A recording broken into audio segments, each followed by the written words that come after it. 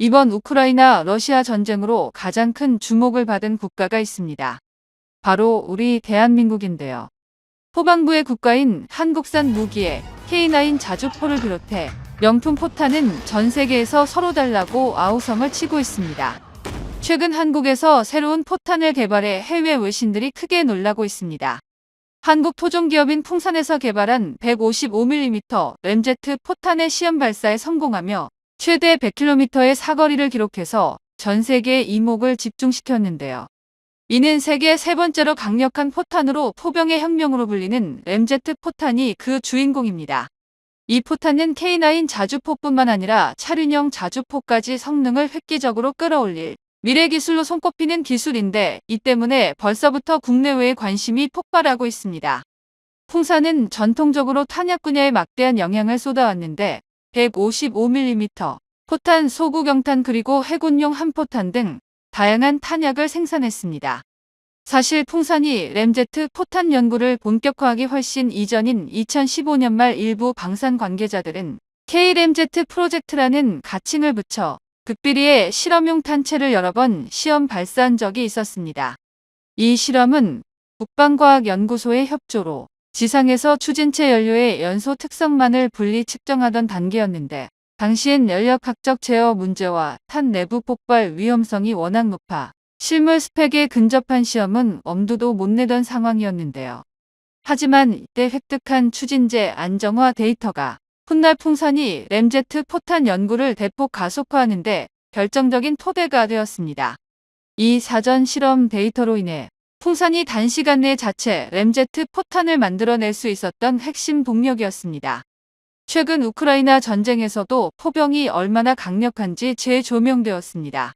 러시아군은 막대한 양의 견인포, 자주포 그리고 보유 탄약을 통해 초창기에 우크라이나군을 강하게 압박했습니다.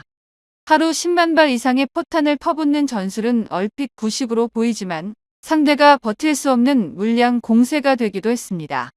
반면 우크라이나는 서방에서 지원한 소량의 자주포를 최대한 효율적으로 사용하면서 사거리가 길고 정밀도가 높은 하이마스 등으로 러시아 후방을 타격해 큰 성과를 거두기도 했습니다. 결과적으로 드러난 것은 현대전에서도 여전히 포병의 역할이 굉장히 중요하다는 사실입니다. 특히 사거리와 정밀도가 충돌 없이 함께 확보된다면 적의 후방까지 깊숙이 타격하면서 적군의 지휘체계나 보급로를 마비시킬 수 있는 것입니다. 게다가 자주포는 기동성이 뛰어나 각종 방어수단과 결합해 생존성을 높일 수도 있습니다. 이미 K9 자주포는 세계 각국에서 좋은 평가를 받았고 폴란드를 비롯해 여러 나라가 속속 도입하고 있습니다. 만약 이들 국가가 K9 자주포 플러스 램제트 포탄 조합을 갖추게 된다면 재래식 포병의 작전 반경 자체가 비약적으로 늘어납니다. 예를 들어 폴란드가 러시아 국경 근방에서 작전을 수행한다고 가정하면 이전에는 손이 닿지 않았던 후방 지역보다 적극적으로 압박할 수 있게 되는 것입니다. 한국군 입장에서도 마찬가지입니다. 국지전 상황에서 후방의 핵심 표적을 노리거나 해안포를 기습 타격해야 한다면 100km급 램제트 포탄은 매우 위협적인 수단이 됩니다. 그래서 풍사는 단순히 대량 생산 방식에서 벗어나 어떻게 하면 더 먼 거리 더 정확하게 타격할 것인가를 고민하며 특수탄 개발로 눈을 돌렸는데요. 고폭탄은 전장에서 여전히 강력하지만 사거리를 극대화하는 탄약 발전의 흐름 속에선 기존 기술로는 한계가 있습니다. 그래서 전 세계 주요 국가들은 로켓 보조 추진탄이나 베이스 블리드탄을 통해 사거리를 늘려왔습니다. 우리나라도 랩탄과 비비탄으로 어느 정도 사거리 증대 효과를 봤습니다. 하지만 램제트 포탄은 이보다 한 단계 더 발전된 기술로 포탄이 비행 중 공기를 흡입해 연소실에 주입해 연료를 태우면서 추진력을 얻는 방식입니다. 여기서 흥미로운 부분은 이 램제트 방식이 단순해 보이지만 사실상 구현이 굉장히 어렵다는 데 있습니다. 포탄 내부에는 폭약이 실려 있는데 여기에는 램제트 엔진이 작동하기 때문에 높은 온도를 발생시켜 내부 안정화가 매우 까다롭습니다. 연료가 한꺼번에 연소되면 공중 폭발 위험이 커질 뿐만 아니라 고속으로 압축된 공기가 제대로 제어되지 않으면 턴 궤적이 틀어지기도 합니다. 그런데 풍산이 이번 시험 발사에 성공했다는 건 이미 상당한 수준의 열역학 제어 기술과 둔감 장약 기술을 확보했다는 뜻이 드는데요. 그리고 한국의 램제트 포탄이 중요한 건 사거리를 100km 넘게 늘릴 수 있다는 점입니다. 현재 K9 자주포는 일반 탄약으로 약 40km 정도의 사거리를 내는데 램제트 포탄을 적용한다면 지금보다 2배 이상 늘린 100km 권역의 원거리 표적을 타격할 수 있게 됩니다.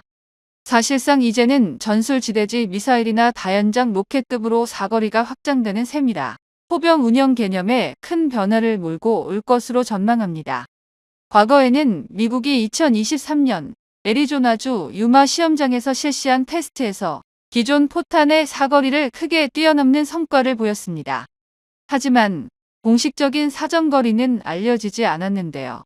또 노르웨이는 방산기업 남모를 중심으로 최대 90km의 사거리를 목표로 한 155mm 램제트 추진 포탄을 개발 중입니다.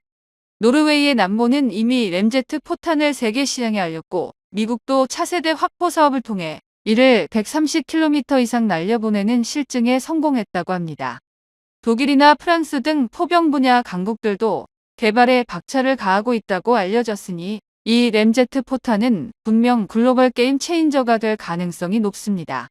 이런 상황에서 풍산이 시험 발사에 성공했다는 소식은 한국이 램제트 분야에서 결코 뒤처지지 않는다는 아주 긍정적인 소식인데요. 최근 해외에서 K9 자주포의 성능이 재평가되며 주문이 폭증하고 있는데 그동안 탄약 수출은 크게 활성화되지 못했던 것이 사실입니다.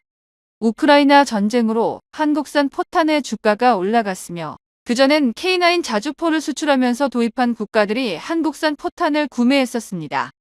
사실 대부분의 국가가 기본 고폭탄은 자국 내에서 생산하려 하고 한국에서 완제품을 대량 구매하는 흐름이 적었습니다. 하지만 램제트 포탄이 상용화되면 이야기가 완전히 바뀝니다. 왜냐하면 램제트 포탄은 아직 세계적으로도 개발이 쉽지 않아 뛰어난 기술력을 가진 업체가 우위를 선점할 수 있기 때문입니다. 풍산 입장에선 이 특수탄을 기반으로 해외 시장을 적극적으로 공략할 수 있고 K9 자주포를 도입한 나라가 사거리 연장과 정밀 타격 능력까지 확보하려면 결국 한국의 램제트 포탄 기술에 의존할 수밖에 없는 구조가 만들어지게 됩니다. 게다가 이 기술은 포병 외에 다른 분야로도 확장이 가능한데요. 대표적으로 거론되는 것이 한국형 미티어 미사일입니다. 고체 램제트 엔진이 적용된 미티어 미사일은 종말 단계에서 고속 기동이 가능하며 최대 사거리에서도 높은 추력을 유지하기 위해 램제트의 연소 기술이 핵심이 됩니다. 이번 풍산의 램제트 포탄 성과는 곧 고체 연료 엔진 설계 노하우를 쌓았다는 의미이고 이는 향후 KF-21 전투기에서 공대공 미사일과 공대지 미사일 등 항공무장 개발까지 연결될 전망입니다. 물론 램제트 포탄 개발이 완전히 끝났다고 보긴 이를 수 있는데요. 풍산은 2026년 12월까지 연구 개발을 지속하고 전투 배치까지 목표로 삼고 있는데 각종 시험 평가와 실전 배치 전 검증 단계를 거쳐야 하는 과제는 남았습니다. 그래도 이번에 사거리 100km급 시험 발사에 성공했다는 점은 해외 시장에서 상당히 크게 주목할 만한 점입니다. 또한 차륜형 자주포가 향후 개발 완료된다면 이 포탄 역시 호환되도록 해서 기동성과 사거리 모두를 잡게 될 것으로 기대됩니다. 풍산은 이번 시험 발사 이후 내부적으로 램제트 포탄의 추가 성능 개선과 양산 체계 구축에 박차를 가할 것으로 예상됩니다. 무엇보다 국내에서 램제트 기술을 독자 개발했다는 상징성이 크기 때문에 국방부나 방위사업청에서도 적극적 지원을 할 가능성이 높은데요. 만약 2026년 전투 배치가 현실화된다면 실제 야전 배치 시점은 예상보다 더 빨라질 수도 있습니다. 이 램제트 포탄이 K9 자주포에다 개량형인 K9A3나 신규 차륜형 자주포용으로 최적화될 것이라는 관측이 지배적입니다. 램제트 포탄이 기계적, 화학적 특성이 까다로운 만큼 포신의 내마 모성 강화 포탑의 구조적 보강 같은 부분도 함께 진행될 텐데 한국은 이미 수많은 자주포를 보유하고 있으므로 이들 플랫폼에 일괄 적용한다면 방대한 전력 상승 효과를 기대할 수 있습니다. 해외 시장만 보더라도 호주, 폴란드, 노르웨이 등이 이미 K9 자주포를 구매하거나 운영하기 시작했고 사거리를 늘릴 수 있는 탄종에 대한 갈증이 큰데요. 풍산의 램제트 포탄이 합리적인 단가와 높은 신뢰도를 갖춘다면 향후 세계 시장을 선점하는 것은 시간 문제일 수 있습니다. 게다가 향후 인공지능을 접목해 표적을 자동으로 선별 유도하는 등 정밀도를 더 높이려는 시도도 이어질 것으로 보이는데요. 한편 일부 군사 전문가들은 램제트 포탄이 완성 단계에 이르기까지 아직 넘어야 할 기술적 운용적 과제가 남아있다고 지적합니다. 발사 직후 매우 높은 가속도와 열이 발생하는 환경에서 연소실이 안정적으로 작동해야 하고 포신마모 문제 또한 해결해야 합니다. 하지만 그럼에도 불구하고 세계 몇 안 되는 시험 발사에 성공했다는 것은 이미 가장 어려운 문턱을 넘어섰다는 뜻이니 앞으로 남은 부분은 얼마나 빠르고 정확하게 최적화를 해내느냐의 싸움이 될 것으로 보입니다. 결론적으로 풍산이 주도하고 있는 155mm 램제트 포탄 사업은 한국 포병 전력의 새로운 이정표가 될 것입니다. 최근 비밀리에 한국국방과학연구소가 KF-21 관련 무기체계를 새롭게 출범하면서 KF-21에 장착할 사거리 1000km급 극초음속 미사일 개발에 성공했다는 소식이 전해지고 있습니다. KF-21 블록1은 4.5세대 전투기이고 앞으로 5세대를 넘어 6세대로 진화하기 위해서는 미래형 전장에 걸맞는 무기체계를 새롭게 갖춰야만 하는데요. 초장거리 극초음속 미사일은 6세대 전투기의 핵심이라 불리는 무기입니다. 미국에서도 차세대 핵심 무기로 꼽히면서 2023년까지 장거리 극초음속 미사일을 F-35 전투기에 장착할 것을 계획했지만 아직도 이렇다 할 소식이 없는데요. 만약 우리 한국이 성공한다면 미래 전장의 판도를 뒤집을 만한 역대급 전투기가 개발되는 것입니다. 이렇게 개발된 미사일을 KF-21 전투기에 장착한다는 이야기가 나오고 있는데요. 아직까지 미국에서도 성공하지 못한 상황인 만큼 기대가 커지고 있는데 그동안 전쟁에서 가장 중요시되는 요소가 바로 기존의 사거리를 뛰어넘는 타격이 가능한 무기였습니다. 미래 전장에서는 사람이 아닌 로봇들이 전장에 참여하면서 점차 사이버전 형태로 변화하게 될 것이라고 예측되는데요. 초소형 드론이나 무인 로봇이 전장에 투입되면 사람의 역할을 대신할 예정이며 기존의 인력들은 본부에서 사거리밖에 보이지 않는 후방으로 미사일을 발사하는 등 지원 역할을 하게 될 것이라고 보고 있습니다. 그래서 선진 국가들이 전투기에 탑재가 가능한 미사일 개발에 열을 올리고 있는데 그중에서도 마하의 속도로 날아가는 극초음속 미사일 개발에 힘을 쏟고 있습니다.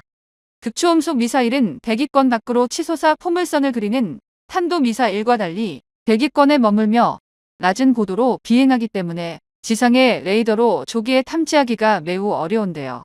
탐지를 했다고 하더라도 워낙 빠른 속도 탓에 요격이 어려운데 발견 후 미사일을 발사한다고 하더라도 요격 성공률이 급속도로 떨어집니다. 이처럼 미래 전장에 새로운 패러다임을 제시한 무기가 바로 극초음속 미사일입니다. 현재까지 한국이 개발하는 KF-21 전투기의 미사일은 마하 7 이상의 속력을 목표로 개발되고 있으며 사정거리는 1000km 이상, 여기에 추가 성능 확장을 위해 노력하고 있습니다. 이를 바탕으로 추후 KF-21 전투기에 탑재할 최첨단 미사일을 위해 개량을 진행 중에 있는데요. 우리 연구진과 개발진은 원한다면 언제든지 사거리 조절이 가능한 미사일을 개발하고 있습니다.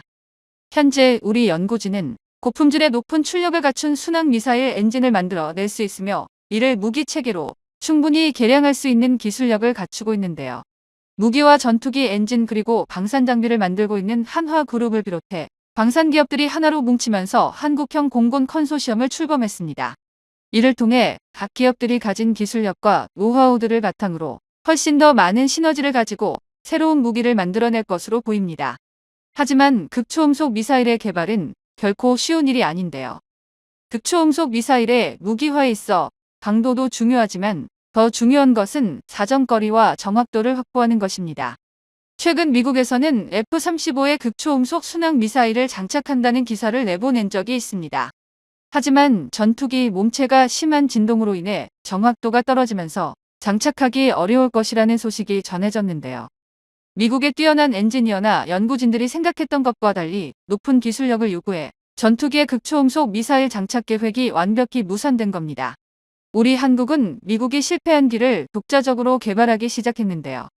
KF-21을 장착하기 위해 안정성 확보와 전자전 장비 그리고 소프트웨어를 업그레이드시켜 높은 출력의 순항 엔진을 사용할 때 안정적인 상태를 만들려고 노력하고 있습니다. 만약 우리 한국이 KF-21에 극초음속 무기를 장착한다면 전 세계 최초로 등극하게 되는데요. 한국항공우주산업 미래사업부 연구팀장은 연설에 나와 KF-21의 우주 관련 계획을 밝히며 한국의 기술력이라면 충분히 가능하다며 자신감을 내비쳤습니다. 이날 포럼을 통해 앞으로 국제우주 정거장과 관련된 재사용 로켓 등이 상상할 수 없을 만큼 급성장하고 있는 한국의 KF-21이 관련 기술력을 습득한다면 크나큰 관심을 받을 것은 분명해 보였는데요. 한국은 미국의 미사일 사거리 제한을 풀어버린 이후 국내 연구진들의 주도하에 방위 역량을 강화시키기 위해 노력해왔습니다. 국방부의 업무보고 자료에서 미사일 사거리 지침 종료와 관련해 우리 군 주도의 방위 역량을 보다 강화할 수 있도록 전력체계 등을 보완해 발전시키고 있으며 공중 예상 기반 우주 발사체를 인용할 수 있는 다양한 플랫폼 등을 개발할 것이라고 설명했는데요. 공중 기반 우주 발사체는 중형 혹은 대형 항공기에 탑재한 우주 로켓으로 항공기에 실어 상공에서 발사한 뒤 성층권 이상의 공간으로 쏘아 올리는 방식입니다. 지상에서 로켓을 발사하는 것보다 발사 비용이 저렴하고 고정된 위치가 아닌 가변적 위치에서 적시에 발사할 수 있습니다. 또한 외형은 우주 로켓을 하고 있기에 사실상 이것이 미사일인지 로켓인지 정확히 구분하기가 어렵다는 것인데요. 이렇게 개발된 공중 탄도미사일은 평소에는 일정한 작전 공역에서 비행하는 전투기에 탑재되어 있다가 긴급 상황이 발생하게 되면 곧바로 타겟에 발사할 수 있습니다. 이는 우리의 적국인 북한은 물론 호시탐탐 한국을 노리는 중국과 일본까지 수도 지역을 단 한 방에 날려버릴 수 있는 엄청난 규모로 예상되고 있는데요. 사실 KF-21에 로켓 발사체를 달겠다는 것 자체가 공중 탄도미사일을 탑재하겠다는 것과 같은 이야기이며 이에 따라 적국에게 보복을 가하는 것은 물론 도발을 억제하면서 심리적으로 위축시킬 수 있는 효과를 보게 될 것으로 보입니다. 현재까지 대한민국은 공대지 탄도미사일을 기반으로 현무 시리즈 미사일 개발에 성공했으며 함대지 잠대지 탄도탄까지 여러 형태로 개량을 진행하고 있는데요. 이미 과거에 하나의 미사일을 가지고 다양한 종류의 미사일들을 만들어봤기 때문에 이번 계획도 순탄하게 진행될 것으로 예측하고 있습니다.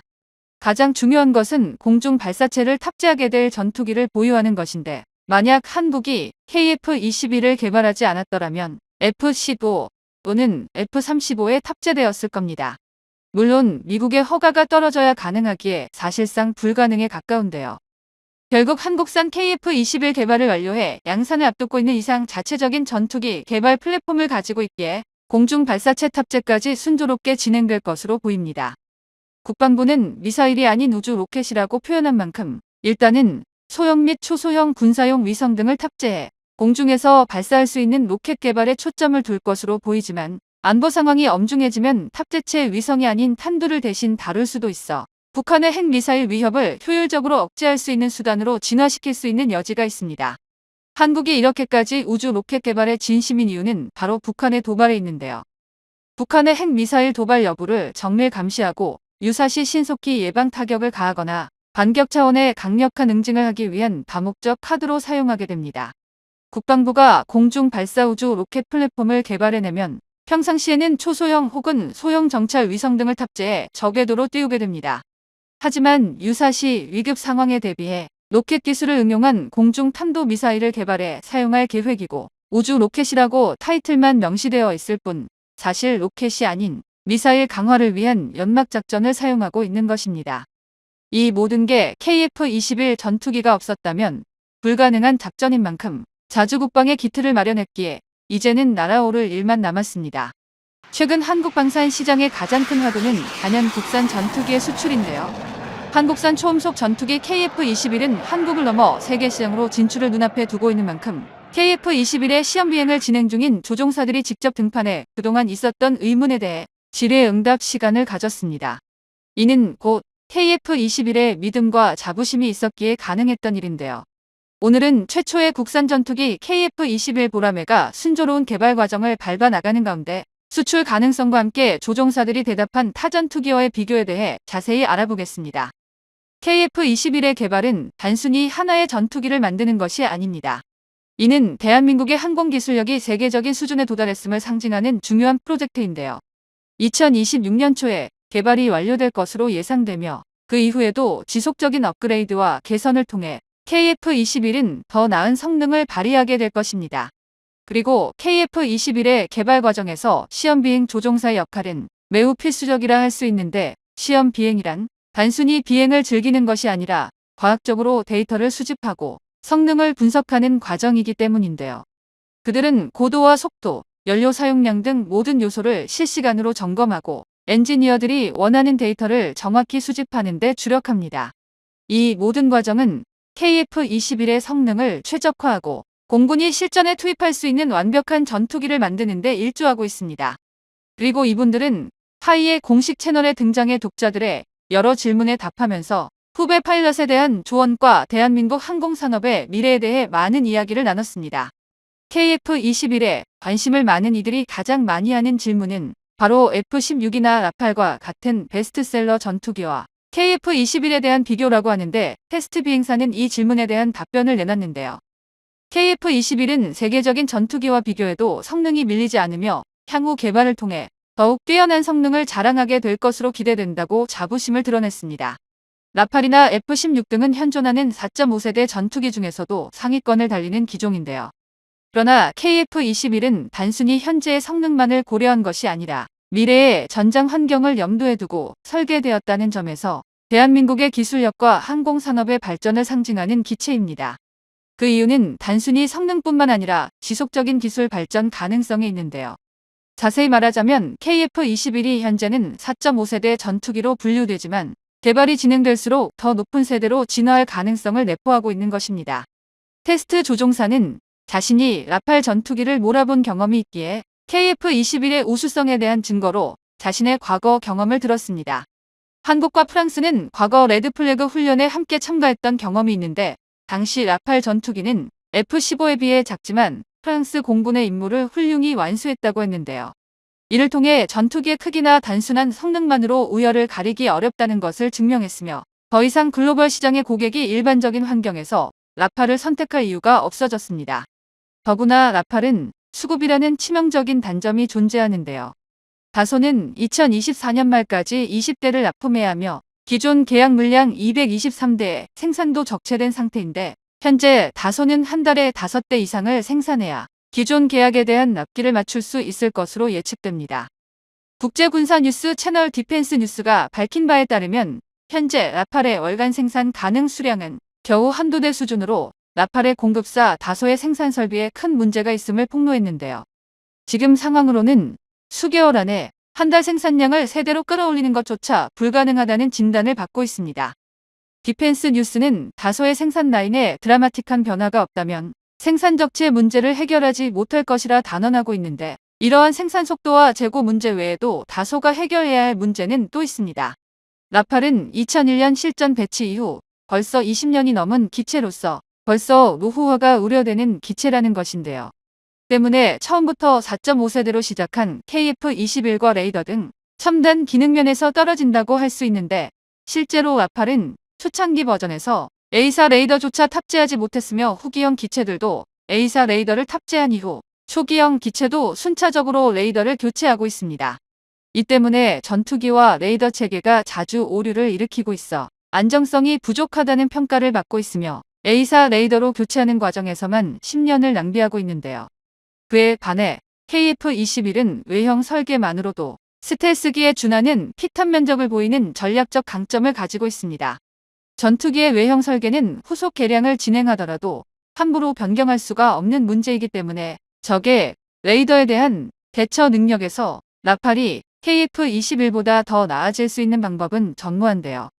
그러나 프랑스는 라팔을 도입하면 적 레이더에 탐지될 확률을 대폭 낮추는 스텔스 성능을 확보하지 못하는데, 대신 강력한 공격력을 확보, 전략적 억제 능력을 얻을 수 있다고 홍보하고 있습니다.